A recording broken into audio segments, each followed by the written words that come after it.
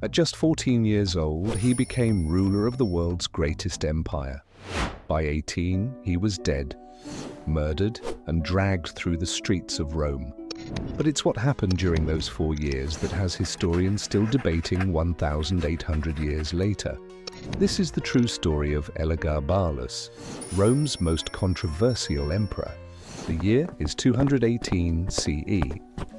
The Roman Empire stretches across 3 continents, and its new ruler, a teenager from Syria with exotic religious practices, unconventional gender expression, and a penchant for shocking the Roman elite. Contemporary Roman historians described him as the most degraded person ever to hold the throne. But we must approach these ancient accounts with caution. They were written by his enemies after his death, with clear political motivations to portray him negatively.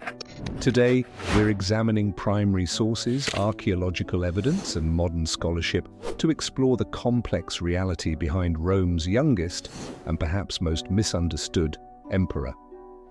Imagine being 14 years old and suddenly ruling the Roman Empire.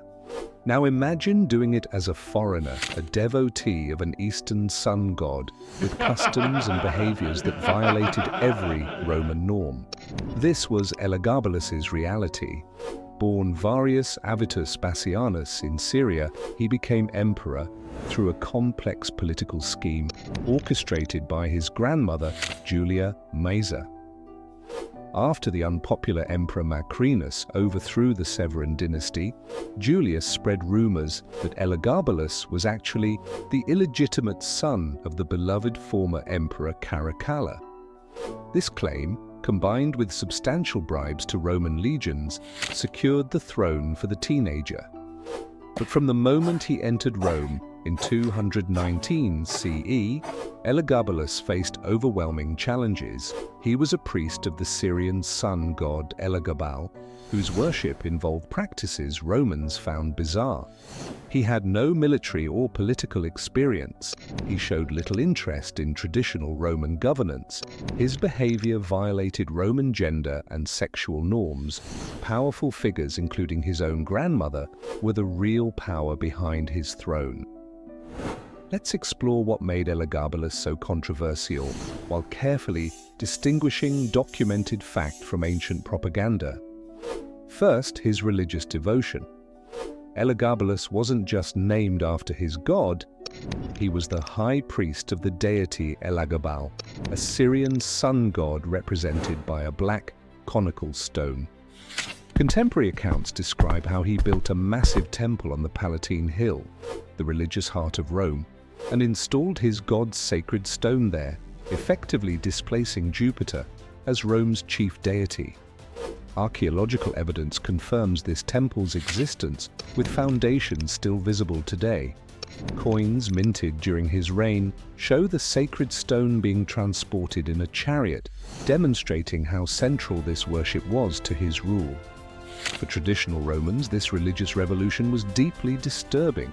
Imagine if an American president suddenly declared allegiance to an entirely different religion and tried to replace all national symbols.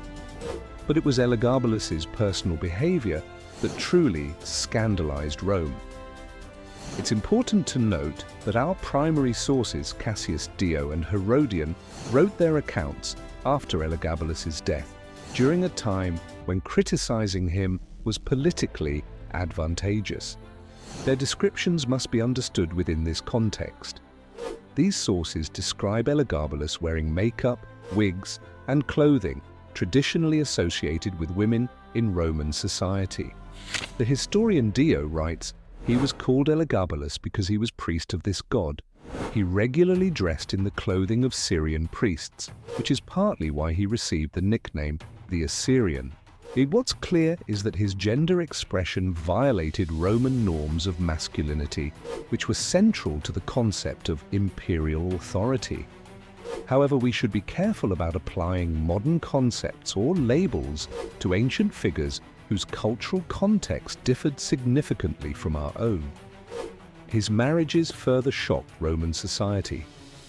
He married and divorced 5 women in 4 years, including a Vestal virgin named Aquilia Severa, a union Romans considered sacrilegious since Vestal virgins were sworn to chastity. But most controversial was his reported relationship with a charioteer named Hierocles, whom ancient sources claim he referred to as his husband.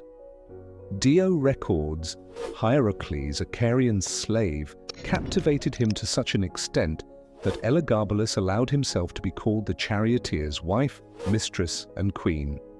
While Roman men could have sexual relationships with male slaves, taking a submissive role or treating such relationships as marriages violated Roman sexual norms. For an emperor, the embodiment of Roman masculine authority, such behavior was seen as undermining the very foundations of Roman society. By 222 CE, Elagabalus's position had become untenable. The same grandmother who had placed him on the throne now plotted his removal. Julia Maesa had another grandson, Alexander Severus, who presented a more traditional alternative. As Elagabalus's behavior continued to challenge Roman norms, the Praetorian Guard, the emperor's supposed protectors, turned against him. The ancient historian Herodian describes the emperor's final moments. On March 11th, 222 CE, the Praetorians cornered Elagabalus and his mother, Julia Soaemias, in the camp latrine where they were hiding. Both were beheaded, their bodies stripped naked and dragged through the streets of Rome. Elagabalus's corpse was thrown into the Tiber River, a final indignity meant to prevent proper burial. He was 18 years old. The Senate immediately declared damnatio memoriae, the erasure of memory, ordering Elagabalus's name struck from official records, his statues destroyed, and his image defaced. This official erasure explains why so few contemporary depictions of Elagabalus survive today. Was Elagabalus truly as described in Roman histories? We must remember that our primary sources wrote after his death, during a time when criticizing Elagabalus was politically advantageous. The new regime under Alexander Severus had every reason to portray his predecessor in the worst possible light. Modern historians suggest a more nuanced view, a young outsider raised in a different cultural tradition, thrust onto the throne of a conservative empire. His religious devotion and personal expression, while shocking to Romans, may simply reflect his Syrian upbringing and individual identity.